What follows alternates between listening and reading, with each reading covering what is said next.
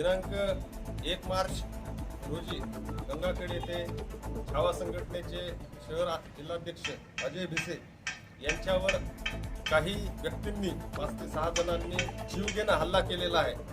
त्या निषेधार्थ आज सकळ मराठा समाज आणि सर्व मराठा संघटनेच्या वतीने सावली रेस्ट हाऊस इथे आज बैठक घेण्यात आलेली आहे। ची मागणी ही आहे त्यावरचा मार आणि त्याच्या अंगावरचे मार पाहता त्यावर तात्काळ पोलीस प्रशासनानं जीवघेण्या हल्ल्याचे कलम 326 मारहाणीचे प्रयत्न आणि 109 या प्रकारची कलम तात्काळ लावण्यात यावेत अशी आम्ही मागणी सकळ मराठा समाज मराठा सर्व संघटना यांच्या वतीने आज परभणी येथे करत आहोत। अन्यथा उद्या आम्ही एसपी साहेब यांना भेटून या पद्धतीचे निवेदन देणार। अन्यथा यापुढे आम्ही जर ह्या गुन्हे दाखल झाले नाही, कलम दाखल झाले आणि पुढच्या आरोपींना अटक तात्काळ जर झाली नाही तर तीव्र आंदोलन, तीव्र निषेध मोर्चा परभणी जिल्हाधिकारी कार्यालय असेल, पोलीस अधीक्षक कार्यालय इथं काढण्यात येणार आहे।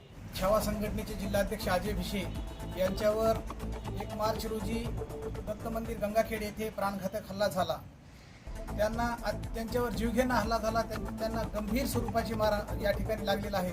परंतु ज्या पद्धतीने त्यांच्यावर हल्ला झाला, ज्या पद्धतीचा त्यांच्या शरीरावर जखमा आहेत, तशा पद्धतीचे गंभीर गुन्हे पोलीस प्रशासनाकडून दाखल करण्यात आलेले नाहीत। म्हणून आज आम्ही सकळ मराठा समाजाच्या वतीनं आमच्या संपूर्ण मराठा समाजाच्या संघटना या ठिकाणी एकत्रित येऊन सावली रेस्ट हाऊस परभणी येथे आज आम्ही एक मीटिंग घेतली आणि सर्वांच्या वतीनं आम्ही असं ठरवलेलं आहे की पोलीस प्रशासनाने तात्काळ या मारहाणीची दखल घेऊन त्यांच्यावर गंभीर स्वरूपाचे गुन्हे दाखल करावेत, अन्यथा आणि मेडिकल रिपोर्टनुसार त्यांच्यावर गुन्हे दाखल करावेत। अन्यथा आम्ही उद्या माननीय पोलीस अधीक्षक आणि जिल्हाधिकारी यांची भेट घेऊन त्यांना ही सविस्तर माहिती देणार आहोत।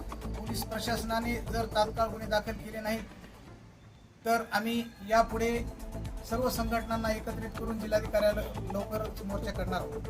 अजय भिसे यांना मारहाणीच्या प्रकरणात तात्काळ 326 किंवा 307 गुन्हा दाखल करा, नाही तर आम्ही मोर्चा काढू कलेक्टर ऑफिसला।